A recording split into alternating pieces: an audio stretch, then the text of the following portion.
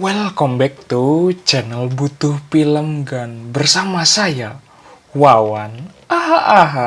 Jos. Kali ini kita akan bahas cerita singkat anime remake Our Life. Tapi sebelum masuk ke ceritanya, kita mau ngingetin ke kalian, jangan lupa untuk klik subscribe dan like juga guys. Ayo sama-sama bantu channel ini supaya memberikan manfaat dan hiburan ke semua orang, oke? Cerita dimulai, Kiyoya Hashiba adalah seorang om-om. Dia kembali ke rumah orang tuanya di Nara setelah diberhentikan oleh perusahaan video game bernama Succeed Soft. Dia merenungkan pada 10 tahun terakhir hidupnya dengan penyesalan dan juga memikirkan pekerjaan yang dilakukan oleh para generasi platinum. Dia mengingat dengan keputusannya dulu untuk kuliah di universitas reguler dibanding perguruan tinggi seni.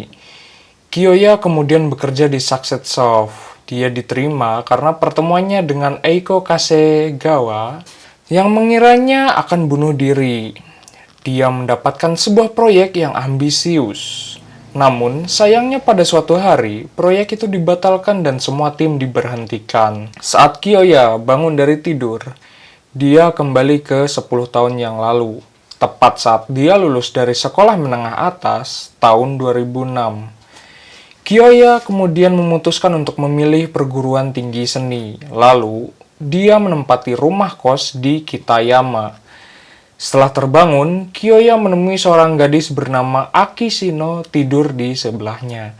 Setelah itu, dia juga bertemu dengan dua penghuni lain yaitu Nanako dan Rokunji. Mereka semua saling mengenalkan dirinya. Di kampus, pada pertemuan itu, Profesor Misaki Kano memperingatkan para mahasiswa bahwa peluang karir sesuai bidangnya sangat rendah.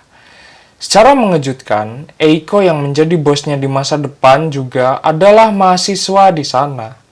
Selain itu, Kiyoya pun terkejut, desainer karakter Shino Aki sama adalah Shino Aki yang menjadi satu tempat di tempat kosnya. Kano kemudian menugaskan mahasiswa untuk membuat video pendek berdurasi 3 menit dengan tema waktu. Setelah kuliah, Kiyoya dan Nanako bekerja part-time di sebuah toko. Pada pertemuan timnya, Kiyoya mengusulkan untuk membuat film dengan latar belakang di stasiun kereta. Surayuki bertanya tentang ide yang didapat oleh Kiyoya. Ternyata ide yang didapat itu sama dan sebuah kebetulan. Pada pengerjaan proyek itu, Kiyoya memperhatikan kalau film yang akan dibuat itu akan melebihi batas durasi yang ditentukan. Surayuki tidak menyetujui pemotongan durasi tersebut. Kemudian mereka direkrut untuk bergabung dengan klub seni rupa. Kiyoya kemudian memberikan naskah itu kepada Kano, memintanya untuk melakukan perubahan. Dia juga memberikan feedback kepada Surayuki untuk melakukan perubahan pada naskah itu. Pada hari syuting film itu, Shinoaki melihat bahwa kamera yang dipinjam itu tidak memiliki fitur untuk merekam video.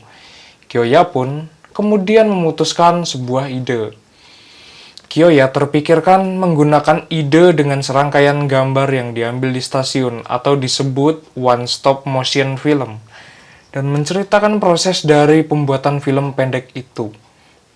Pada pemutaran film pendek itu, tim Kitayama berhasil menjadi juara 1. Sedangkan tim Kiyoya sendiri menjadi juara ketiga. Setelah itu, Eiko pun bertanya kepada Kano soal tim Hashiba yang tidak menjadi juara 1.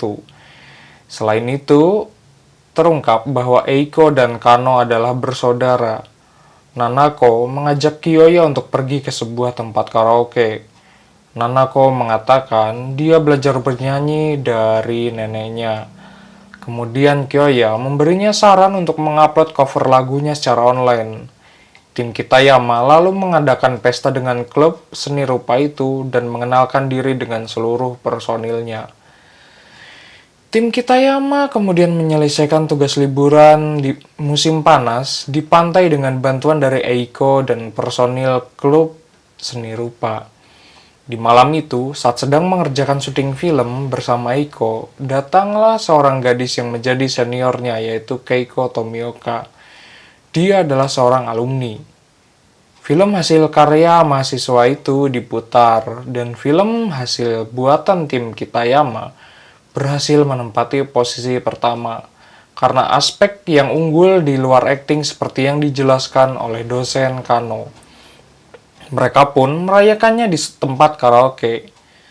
Ketika Nanako bernyanyi, Eiko pun mempertanyakan kemampuan bernyanyinya dari Nanako. Itu membuat Nanako cabut dari tempat itu dengan rasa sedihnya. Esoknya, Eiko meminta maaf kepada Kiyoya atas perilakunya terhadap Nanako dan ingin berdamai dengannya. Malam itu, Kiyoya mencoba menghampiri Nanako di kamarnya. Dia mencoba memutar lagu rekaman Nanako. Setelah persiapan yang cukup matang, festival kampus akan dimulai. Kitayama dan klub seni rupa lainnya membuat maid cafe dengan bantuan Keiko. Setelah menghabiskan 2 hari bekerja di kafe, Kiyoya dan Shinoaki berjalan bersama di sekitar festival.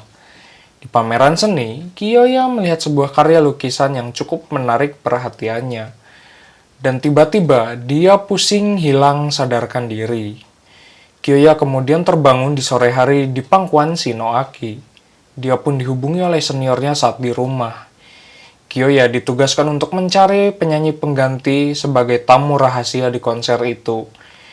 Dia meminta Nanako untuk menjadi penyanyi di panggung itu. Namun, Nanako melarikan diri karena dia tidak percaya diri.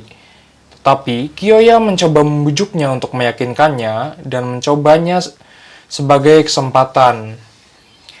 Nanako pun perform di atas panggung. Performnya pun disambut meriah oleh para penonton di sana. Malamnya Kiyoya dan Shinoaki bercipokan. Selain itu, Nanako melihatnya tanpa sepengetahuan mereka. Beberapa hari setelah festival, Surayuki telah bolos kelas dan bekerja terus. Dan itu menyebabkan penghuni kos itu menjadi khawatir. Surayuki pun kemudian ambruk. Dia dibawa ke sebuah klinik.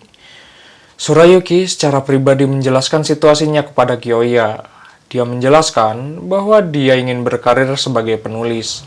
Namun keluarganya menuntutnya agar menjadi dokter, sehingga dia melarikan diri dari rumah. Setelah melarikan diri, dia bekerja untuk membayar biaya kuliahnya sendiri. Setelah mendengar hal tersebut, Kiyoya memutuskan untuk membuat game Dojin menggunakan atas nama perusahaan yang dimiliki Keiko untuk membiayai kuliah Surayuki. Karena pekerjaan pembuatan game itu menyebabkan penghuni kos itu kelelahan saat sedang berkuliah. Beberapa waktu kemudian, Surayuki dikunjungi oleh tunangannya di tempat kos itu.